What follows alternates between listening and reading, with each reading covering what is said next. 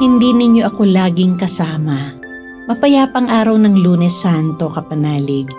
Ito po si Sister Rose Agtarap ng Daughters of St. Paul para sa mabuting balita. Pagnilayan po natin ng Ebanghelyo ayon kay San Juan.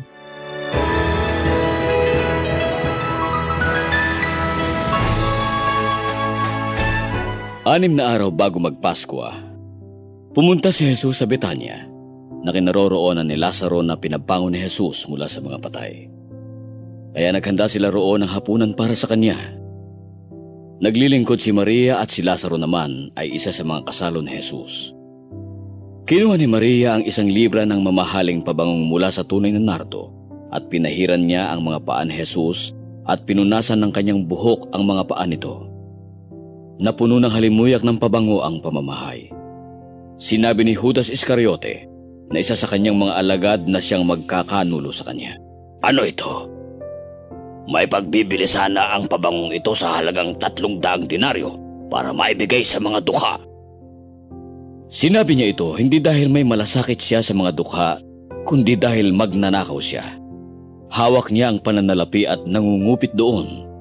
Kaya sinabi ni Jesus, bayaan mo na siya. Inilaan na niya ito para sa araw ng paglilibing sa akin. Kasama ninyong lagi ang mga dukha, ngunit hindi ninyo ako laging kasama.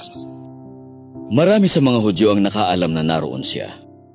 At dumating sila hindi dahil lamang kay Jesus, kundi upang makita nila si Lazaro, sapagkat marami sa mga Hudyo ang lumilisan dahil sa kanya at naniniwala kay Jesus.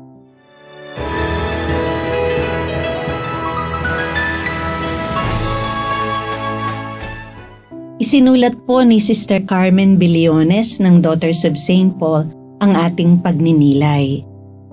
Lunes Santo. Ano ba ang maganda sa Lunes Santo?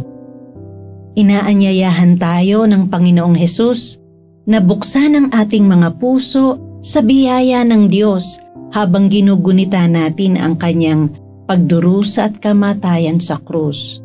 Magpatuloy nawa tayo sa paglalakbay ng may kagalakan, pag-asa at pag-asam sa tagumpay ni Jesus na muling mabubuhay.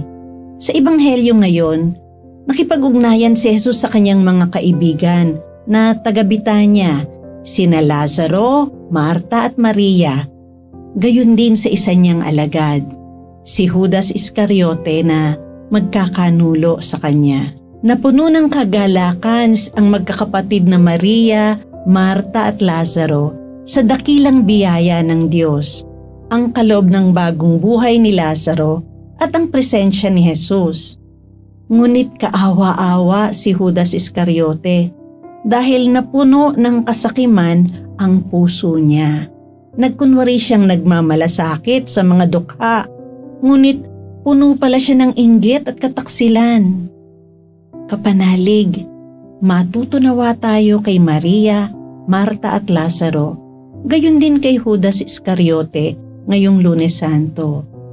Maging mapagpakumbaba at hindi mapagmataas, maging mapagkakatiwalaan at hindi makasarili, maging tapat at hindi taksil, maging bukas palad at huwag maging sakim.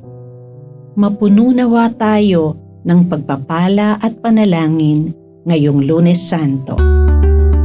Mga kapanalig, maraming salamat po sa inyong suporta sa aming misyon. Subscribe, like, and follow po lines sa aming social media accounts. Patuloy po kaming humihingi ng inyong tulong upang maipagpatuloy ang programang ito. Maaari po ninyong ipadala ang inyong love offerings at donasyon sa aming donations channels. Makakaasa po kayo na kasama lagi ang inyong mga intensyon at kahilingan sa aming panalangin araw-araw. Ito pong muli, si Sister Rose na nag-aanyaya sa inyong manalangin. Panginoon, buksan mo ang aming mga puso sa iyong biyaya. Sama-sama nawa kaming maglakbay sa daan ng pagbabalik loob at kalayaan ng may pag-asa. Nang maipagdiwang naming ng buong kagalakan ang tagumpay ng Panginoong Hesukristo laban sa kasalanan at kamatayan. Amen.